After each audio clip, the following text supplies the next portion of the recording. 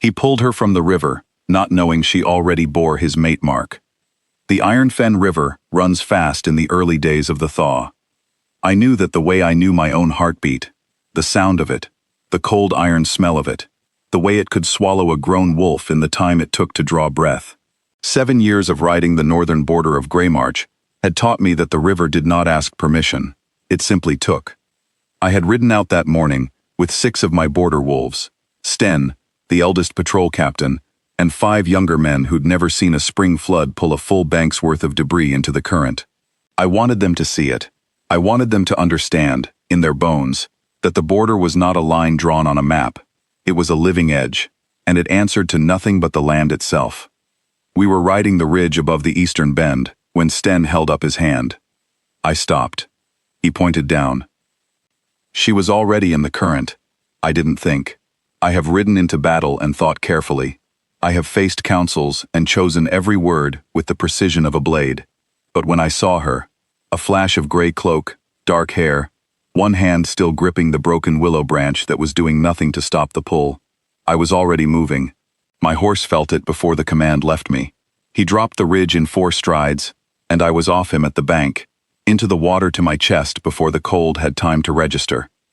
The current was wrong, angry. Spring melt had come fast this year, and the Iron Fen was carrying 2 weeks of snow melt from the mountains. I reached her in 6 steps, and she reached for me at the same moment. Not panicked, I noticed even then, just cold and focused, her eyes open and clear, one hand locking onto my forearm with more grip than I expected from someone half drowned. I pulled, the river argued, I pulled again. We came up on the eastern bank, and I had her by the shoulders, turning her face up, and she coughed, once, twice, and then opened her eyes and looked directly at me. They were gray, like the river on a calm day, like Greymarch stone. She said, "Thank you." Nothing else, just that, as if being pulled from a flooding river was an inconvenience she was already moving past. I heard Sten behind me on the bank, and I heard the horses, and I heard absolutely nothing else, because something had happened along my wrist, a warmth, a pull, quiet as the moment before a wolf calls, and I did not understand it yet. I only knew that I did not want to let go of her shoulders. I let go. I stood up. I was the Alpha King of Greymarch, and I had 6 wolves watching me. "Are you injured?" I asked. "Cold," she said, sitting up on her own. She looked at the river the way I looked at it, like a thing that owed her no apology. My pack bag went under. I had medicines in it. "Medicines," I repeated. "Herbs mostly. Wrappings. Some sealed jars." She was wringing out her sleeve with the methodical calm of someone who had been wet before. "The jars may survive.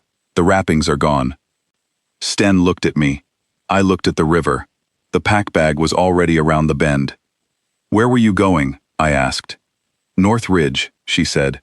"There are 3 wolves denning above the Ashfen crossing. They were injured in the border skirmish 6 weeks ago. One has a wound that hasn't closed." She said it simply, not to impress me, not to ask for anything, just the fact. "I've been tending them since the thaw." I went very still. The wolves on the North Ridge were mine. Not my personal wolves, my patrol wolves. 3 border scouts caught in a territorial skirmish with raiders 6 weeks before my arrival at the crossing. My healers had assessed them and reported the injuries as manageable. The wolves had been denned on the ridge, off the active rotation, expected to recover on their own. I had sent a supply pack once. I had not sent a healer back. "Those wolves belong to Greymarch," I said carefully. She looked at me then, with those gray eyes. "I know," she said. "That's why I've been going." She stood up. Her cloak was soaked and heavy. She looked at the river once more. I thought she was calculating whether to try to find the bag, and then she turned north, as if she intended to simply carry on up the ridge, wet through, without her supplies. "You cannot go up the ridge without medicines," I said. "I know the herbs on the north face," she said. "I can resupply from the ridge." Sten made a sound that was not quite a laugh. I understood it. She was the most composed, half-drowned woman he had ever seen. She was, in fact, the most composed, half-drowned woman I had ever seen. "Come to Greymarch Hold," I said. "We will resupply you properly. You can go to the North Ridge in the morning." She looked at me. She was deciding. I had not identified myself. I was not in formal kit, just riding leather and a plain gray patrol cloak, and she was weighing the offer the way a sensible woman weighs an invitation from a stranger. "There's a fire?" she said. "Yes."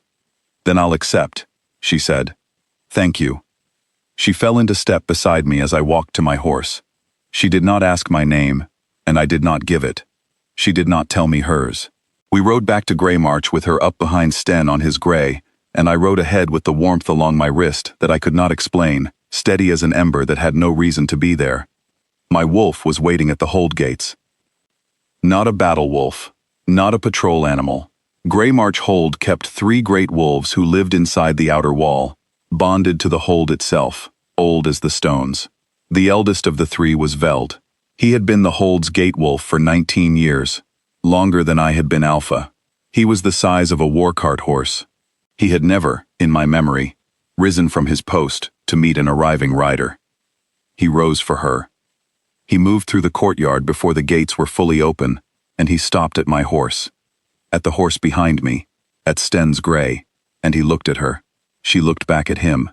There was a moment I cannot fully describe, the way I cannot fully describe the sound of the river going still in winter, a choosing, a settling.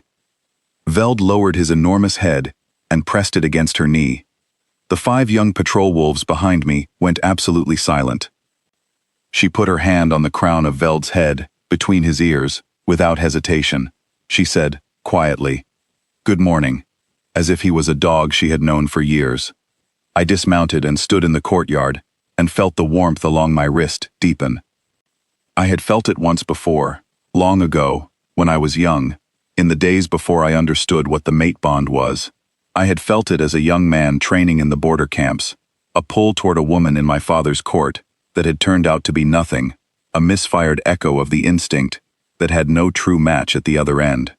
My father's advisor had explained it to me then. The bond is not always the bond. Sometimes the instinct reaches before the mark appears. Sometimes it reaches and finds nothing. Sometimes, the advisor had said, it finds everything. I looked at my wrist. My sleeve was still wet. There was nothing visible on the skin. I pulled my gaze up and found her watching me from Sten's horse with those calm gray eyes. "Your wolf knows me," she said. It wasn't a question. "Apparently," I said. She slid down from the gray, and Veld moved with her, walking beside her hip into the courtyard, as if he had done it 1,000 times. I followed them inside. Her name was Lyra. I learned it not from her, because she still hadn't offered it, but from the hold's supply mistress, Hestran, who recognized her before I did. Lyra had been tending the Northridge wolves for 4 weeks. She had come twice before, on her own, walking up from the border market at Ashfen Crossing with a pack bag of supplies. Hestran had given her a map the 2nd time. The wolves had known her by the 3rd visit, Hestran said, and one of the great gray ones, Carrot, the eldest of the injured 3, had started watching the ridge path each day around mid-morning. She never asked to come inside the hold, Hestran told me. She never asked for payment. She just said the wolves had infected wounds, and she was a healer, and she'd been trained for it. Who trained her? I asked. She trained under Mordwin of Ashfen Valley, Hestran said. Border healer. The best one in the pass, people say. Is she pack-bonded anywhere? Hestran shook her head. She travels the border circuit. She serves whatever pack needs her. She's been doing it since she was 19, far as I've heard.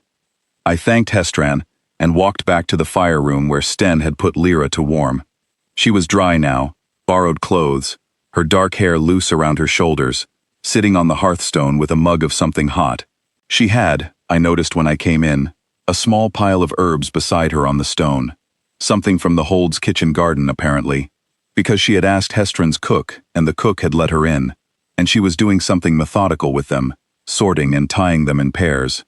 She looked up when I came in. I'll be ready to go north in the morning, she said. You can take whatever supplies the hold stores, I told her. I've asked Hestran to open the medicinal stores. She looked at me for a long moment. That's a great deal of trust to give a stranger. The wolves trust you, I said. Veld trusts you. That covers the cost of a supply pack. She was quiet a moment. Then, the wound on Carrot's shoulder. The old gray on the north ridge. It's been slow to close, because there's a shard still inside it. Not bone, metal, from the skirmish. She said it matter-of-factly, without accusation, but I heard what was underneath. No one had looked closely enough. My hold healers had assessed and pronounced manageable. They had not removed the shard. "Can you remove it?" I asked. "Tomorrow," she said. "He trusts me enough now. He'll hold still." I sat down on the bench near the fire, not because I had planned to stay, but because I seemed to have stopped moving. The warmth along my wrist was quiet but present, a low, steady note, the way a fire sounds when it has been burning long enough to find its rhythm. "You've done this before," I said, "tended pack wolves that weren't yours." "Yes." "Why?" She looked at the herbs in her hands. "My teacher Mordwin said that a wounded animal in pain is a danger to everyone near it. A healed one goes home." She tied the last pair of herbs together. "I go where the wounded ones are." I watched the firelight move on her face. "I'm going to ask your name," I said. I should have asked it at the river. "Lyra," she said. "Lyra." I let it settle. "I'm Aldrich." She looked at me then, with full attention, and I saw the moment she understood. The patrol cloak, the 6 wolves, the gates, the deference in the hold around her since we arrived. She put the herbs down carefully. "Aldrich," she said, "of Greymarch." "Yes." She was quiet for a breath. Then, "I should have asked your name at the river." "You were cold," I said. Something shifted in her expression. Not surprise exactly. Something quieter. "I've been tending your wolves," she said. "You didn't know." "No," I said. "And you didn't tell anyone." "There wasn't anyone to tell," she said simply. "I go where the work is."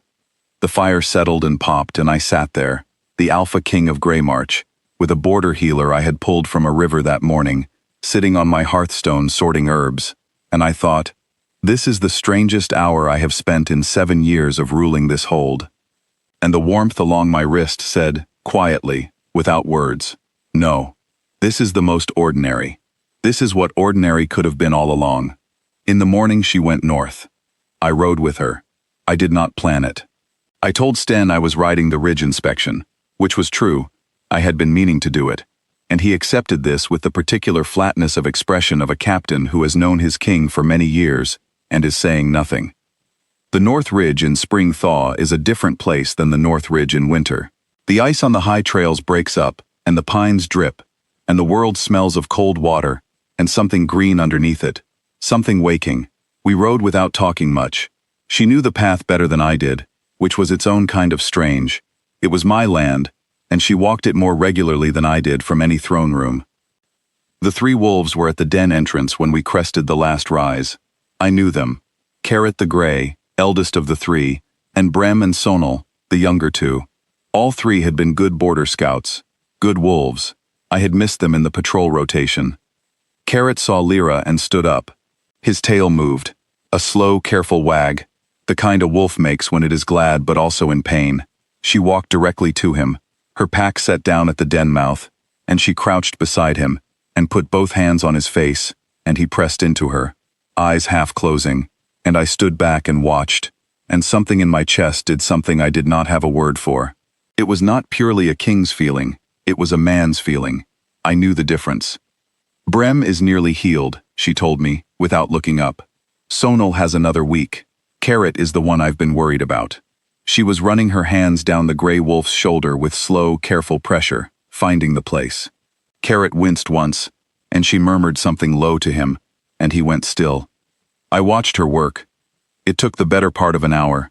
She had a small kit, not large, but precise, everything in order, the way a healer who travels alone learns to keep things. She worked quietly, with the kind of focus that does not need to prove itself.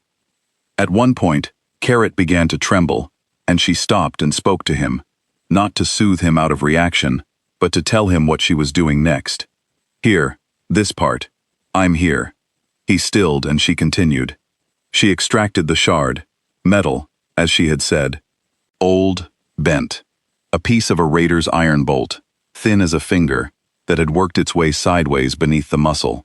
She held it up in the light and looked at it without triumph. Just a kind of professional recognition. There it is.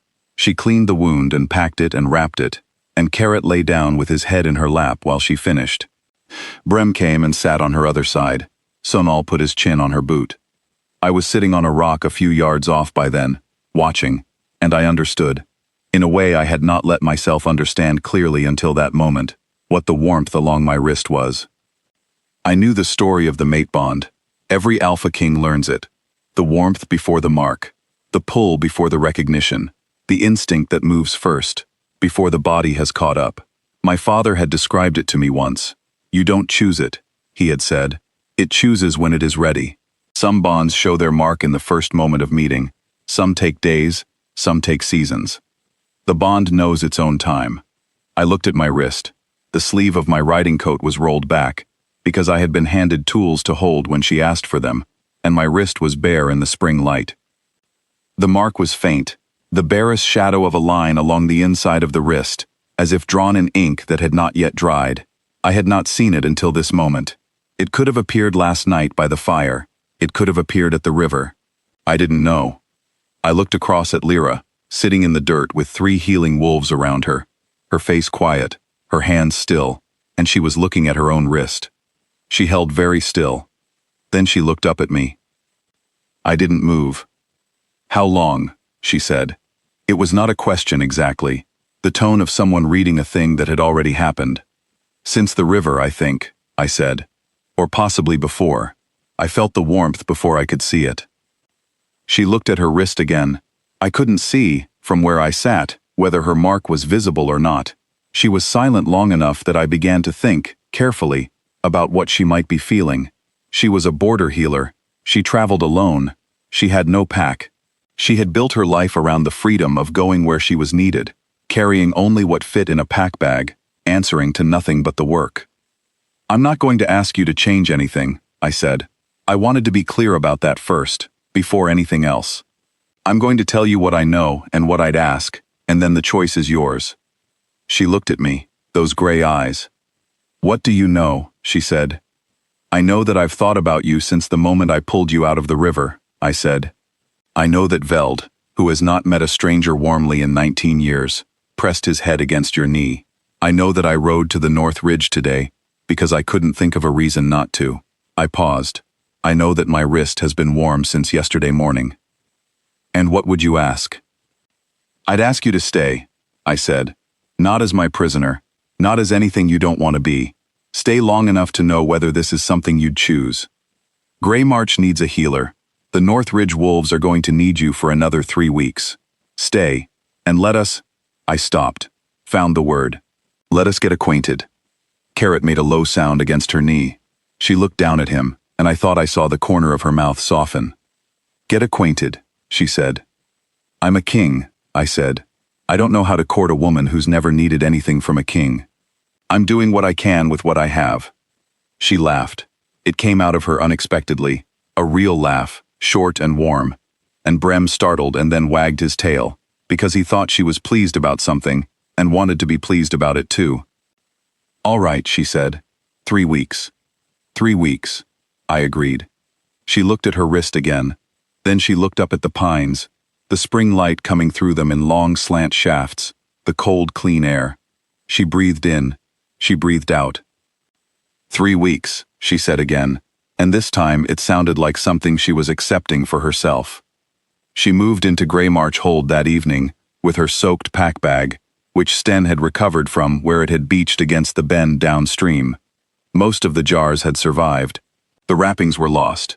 She spread everything on the workbench in the Hold's north room, where the medicinal stores were kept, and inventoried it all with the focused quiet of someone re-establishing a workroom, and then she asked Hestran where the wild garlic grew in the Hold grounds and went out to find it.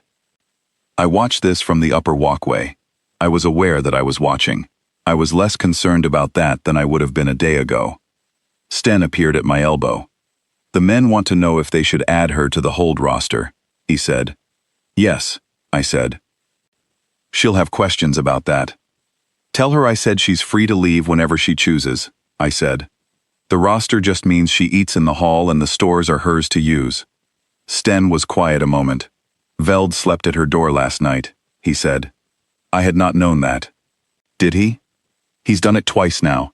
He did it while she was in the fire room, and then he did it again when she moved to the east wing. I looked at the old wolf, who was currently sitting in the courtyard in a patch of spring sun, watching Lyra cross the yard with a bunch of wild garlic in her hand. He's not done that since your first Luna, Sten said. He said it carefully, not cruelly, the way old men who have served a long time say careful things. I let the silence settle. My first Luna, Mara, 7 years gone, a fever that came fast and left nothing behind. I had kept the hold running and the north border held, and I had not thought about a Luna in the years since, because thinking about it felt like a kind of betrayal of something I couldn't name, and also because none of the women my council produced had been anything but polite strangers. She's a border healer, I said. She said she'd stay 3 weeks. Yes, Sten said. She did say that. He walked away. He did not say what his expression said, which was, "We'll see about 3 weeks." She was good with the hold wolves. I knew this already from the North Ridge, but I understood it more thoroughly over the following days. There were 17 wolves in residence at Greymarch Hold, the 3 great gate wolves, Veld and Thorn and Ashik, and 14 others, border animals and bonded pack wolves, ranging from the older retired ones to 2 pups born at midwinter, who were still tumbling more than walking. The hold's regular handler was a man named Devon, who knew his craft. But even Devon said, after 2 days, that she had something he couldn't teach. She looks at them differently, he told me, like she's reading something I can't see. I asked Lyra about it that evening in the medicinal stores, where she was compounding something for Carrot's wound. I grew up near a wolf keeper, she said. He had 20 bonded wolves, and he let me watch. And then after a while, he let me help. And after that, he let me work. She was grinding something in a small stone bowl, very focused. Mordwin always said the wolves could hear what you meant, not just what you said. They knew if you were afraid. They knew if you didn't mean it. She paused. I think I learned to mean what I said. What did you mean when you walked up to Veld? I asked. She thought about it. I meant, I see you. You've been standing here for a very long time, and you're doing something hard, and I see it. The warmth along my wrist moved. He's 19 years, I said. Gate wolves usually serve 10, 12. He's stayed past anything I've asked of him. I know, she said. He told me. She said it simply, without artifice, the way she said most things. I had stopped being surprised by it. What did he say? I asked. She looked up at me with those gray eyes, and something in them was almost tender. He said he was waiting to see the hold safe before he rested, she said. He said he'd know when it was safe. I did not ask what she meant by that. I thought I understood it. She went back to her work. I stayed in the doorway a moment longer, watching her hands move in the lamplight, the careful, deliberate motion of someone who had spent years learning to do this well. And I thought, I have been running this hold for 7 years, and it has been a cold and serious thing, good work done under weight. It had not occurred to me until this moment that it could also be warm. The 3 weeks moved faster than anything had moved in a long time. She tended the North Ridge wolves, Carrot's wound closed cleanly by the 2nd week, and the hold wolves, and the border wolves that Sten's patrol brought in with minor injuries from the spring rounds. She reorganized the medicinal stores with Hestron's help, put together a proper inventory, wrote out a supply list and pressed it into my hand one afternoon without comment, as if I might want to know what was running low. I passed it to Hestron and told her to order it all. On the 5th day she found me in the east courtyard. I had been working through the morning's reports at an outdoor table. The weather was clear for the first time in a week, and I had moved outside, which I rarely did, simply because the light was good. She came around the corner of the north building with one of the midwinter pups behind her, the small black one Davin called Ink, who was supposed to be resting in the whelping yard. Ink had no apparent understanding of what he was supposed to be doing. He was currently trying to eat the hem of her borrowed cloak. She looked at the reports on the table. She looked at me. "You're working outside," she said. "Yes," I said. "Good," she said, as if she had approved a decision. She sat down on the low wall opposite and extracted her cloak hem from Ink's mouth, and Ink sat on her boot and regarded me with complete confidence. "He shouldn't be this far from the whelping yard," I said. "He followed me," she said. "He's been following me since this morning. I've brought him back twice. She looked at the pup. I think he's decided the whelping yard is optional. Davin will want to know. Davin knows, she said. He said, and I am quoting, he'll go back when he's tired of her, and she shouldn't worry about it. A pause. I don't think he's going to get tired. I looked at the pup, who was now leaning the full weight of his small body against her ankle, with the total conviction of an animal who has chosen where it belongs. He chose you in 3 days, I said. 4, she said. But he's very young. They choose faster when they're young. She looked at me then, a brief clear look. Do you know what Veld's been doing at your hall window? I set down my pen. What? He sits below your hall window on the north side in the evenings, she said. Not the courtyard, the north wall. Devon says he's done it for years. He's not watching the gates. He's watching the dark ridge. She was calm about this, factual. He's been watching the north because that's where the trouble comes from, and that's where you go, and I don't think he trusts that you'll come back. I was silent. He trusts me to bring you back, she said. That's why he settled. Not because of me, exactly. Because I was with you on the ridge, and you came back. The morning light on the courtyard stones was very clear, very still. Ink had fallen asleep against her boot. He doesn't need to do that, I said. Watch the ridge. No, she said, he doesn't. But he's been doing it for 7 years, because nobody told him he didn't need to. She paused. Tell him. I looked at the north wall where Veld was not currently sitting, but where he would sit tonight. I thought about 19 years of service. A wolf who had stayed past his season at a gate because the Hold's alpha rode out and came back, and the wolf could not be sure until he saw it. That evening I went to the north wall, and I sat on the ground beside Veld for an hour in the cold dark. I didn't say anything remarkable. I said, you can rest. I said, I'm here. I said it the way she had taught me, without words exactly, just the intention underneath them. Mean what you say. He'll hear it. When I went in, I looked back. He hadn't moved from the wall, but his head was lower. His eyes were closed. The next morning he was in the courtyard in the sun, watching Lyra cross the yard, and he did not go to the north wall that evening, nor the one after.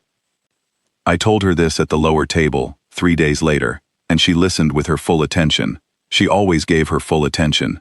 She didn't divide it between you and the next thing. And when I finished, she looked at me for a moment, and then she said, thank you. Not for telling her, for going to the wall. I had done a great many things in 7 years of ruling this hold. I had held the north border through 2 contested seasons. I had settled 4 pack disputes without bloodshed. I had managed a treasury reduced by my predecessor's waste and rebuilt it. I had never once, in those 7 years, felt as clearly useful as I felt in that moment, as if I had done the exact right thing in the exact right way, and the person who most needed to know it had seen it. She ate in the hall most evenings. She sat near the lower end of the tables, not because she was deferential, but because that was where Devan and the wolf handlers ate, and she preferred their company to the upper tables. I moved down. On the 4th evening I sat across from her at the lower table, and ate what everyone at the lower table ate, which was the same food as the upper table. This had always been my rule. And she did not remark on it, only passed me the bread when the basket came around, the way you pass bread to someone you have eaten with before. Sten sat 2 seats down and ate his soup, and said absolutely nothing. The warmth along my wrist was a permanent presence now. I had looked at the mark in the mornings, in the light of my chamber window. It had deepened, not dramatically, but steadily, the way ink looks when it dries properly. A clean line, a shape I recognized from the heraldry of old stories. The mate mark, present and certain. I had not yet asked her to look at hers. I was not sure I had the right to ask it exactly. It felt like her thing to know on her own terms. On the 9th evening, she came to find me in the map room after the hall had emptied. I had been looking at the spring border patrol schedules. She knocked at the doorframe. She always knocked. She never assumed entry, even now, and I said come in, and she sat down in the chair across the table.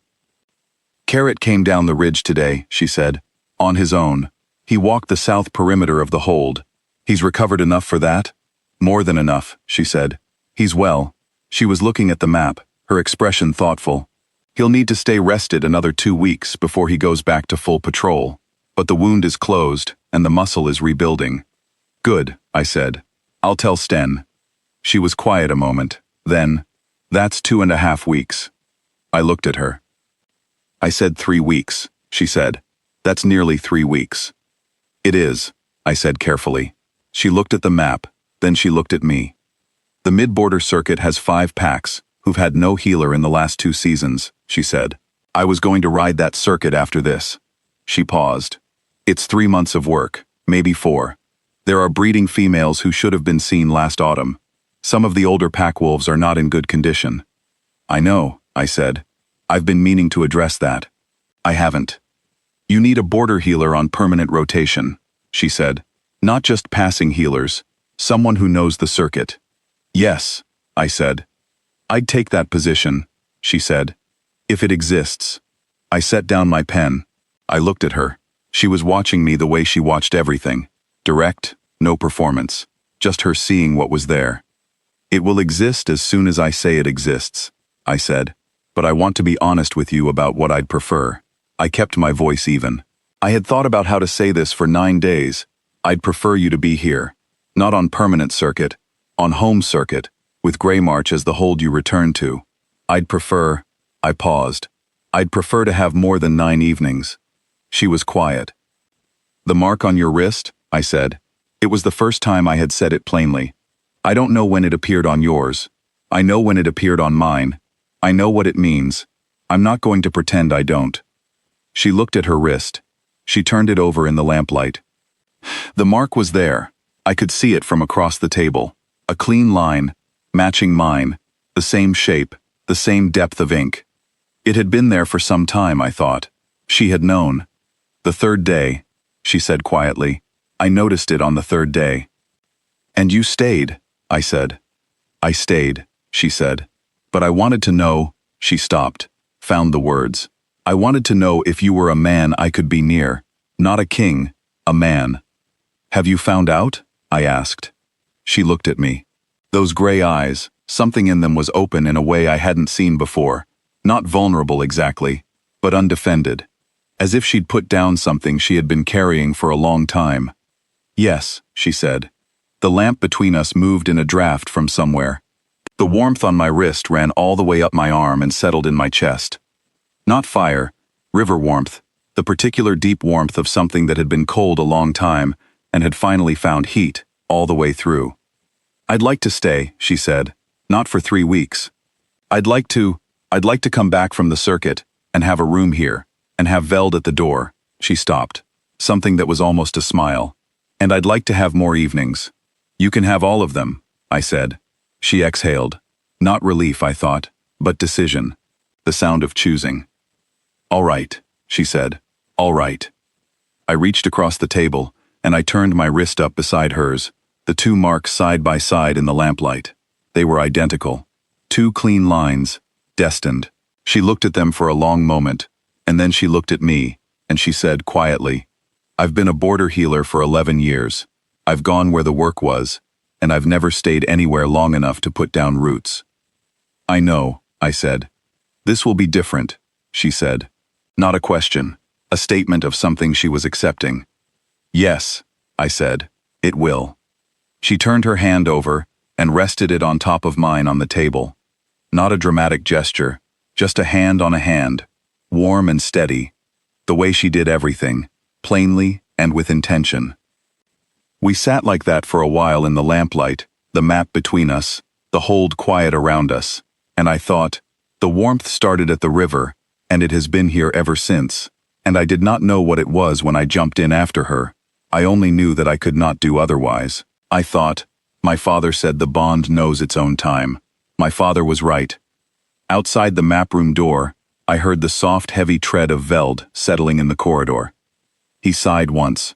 A long, low sound, deeply satisfied. I thought, safe. He was waiting to see the hold safe. He knew now. In the morning, I called my council.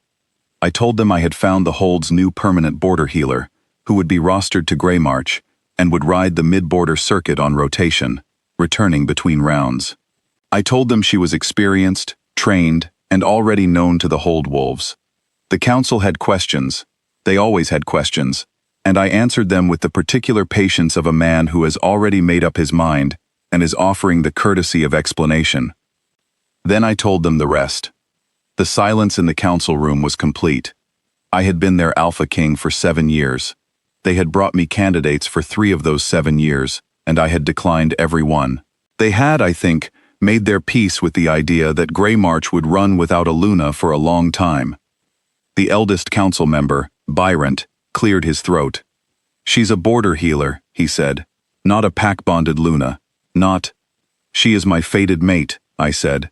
"The mark is present on both of us. The bond is certain. I let that settle.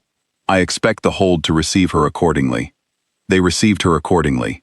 The formal recognition was simple. It would not have suited her for it to be otherwise. I asked her first. I asked her in the medicinal stores where she was working, with the lamplight on her hands and the smell of herbs in the air, and I did not kneel, because she had told me she didn't like ceremony. But I stood at the workbench beside her and I said, "I would like to call you Luna of Greymarch if you're willing. Not because the council needs a title for you, because I would like you to have the thing the title means, the hold, the wolves, the hearth, a place that is yours." She was quiet for a moment, then she said, "Yes." The hold heard it from Hestron before nightfall, because that was how holds worked, and by evening, when Lyra came to the hall, there was a shift in the air around the tables that I recognized after long practice. It was not performance. It was not the careful bowing of people doing what they were supposed to do. It was something quieter and more real. The hold adjusting, the way a room adjusts when a fire is lit in it. The presence of something warm that had not been there before. Devon crossed the hall to tell her that one of the midwinter pups had taken his first proper steps that day, and did she want to come see in the morning. Hestron set a cup at the seat beside mine at the upper table, without comment, as if it had always been there. The youngest patrol wolf, a boy barely 20, stopped her at the door to ask about a shoulder injury he'd been too proud to report, and she looked at it on the spot and told him exactly what to do, and he went away standing straighter. I watched all of this from my seat at the upper table. Sten sat down beside me. He didn't say anything. He didn't need to. On the floor below the upper table, Veld had come in from the courtyard.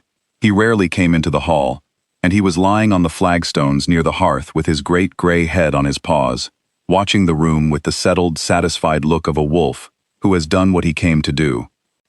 Lyra crossed the hall, saw him, stepped off her path to put a hand briefly on his head, and then came to the upper table and sat down and reached for the bread and said to me, without ceremony, "The pup's name is going to be Trouble. He ran at full speed into the gatepost this afternoon and didn't notice. He has no sense of direction," I confirmed. "None at all," she said. "I adore him." I looked at her, her gray eyes, her plain manner, the composure she carried like the most natural thing in the world, and I thought of the Iron Fen River going fast in the early thaw, and the moment I saw a gray cloak in the current, and jumped in without thinking, and the warmth along my wrist that had started then, and had not left. I had not known, when I went into that river, that I was pulling out the woman my wrist had been waiting for. I only knew I could not leave someone in the current. I had learned, in the weeks since, that she was much the same. She did not make a calculation of what she would gain. She went where there was a wound, and she put her hands on it, and she stayed until it was healed. Greymarch had had a wound for 7 years.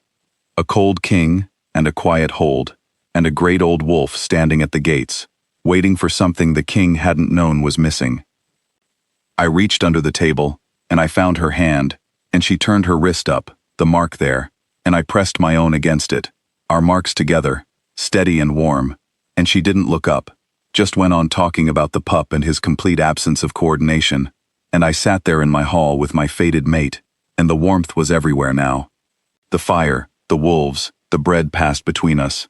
The old wolf on the flagstones, who had finally, after 19 years, come inside to rest. He had been waiting to see the hold safe.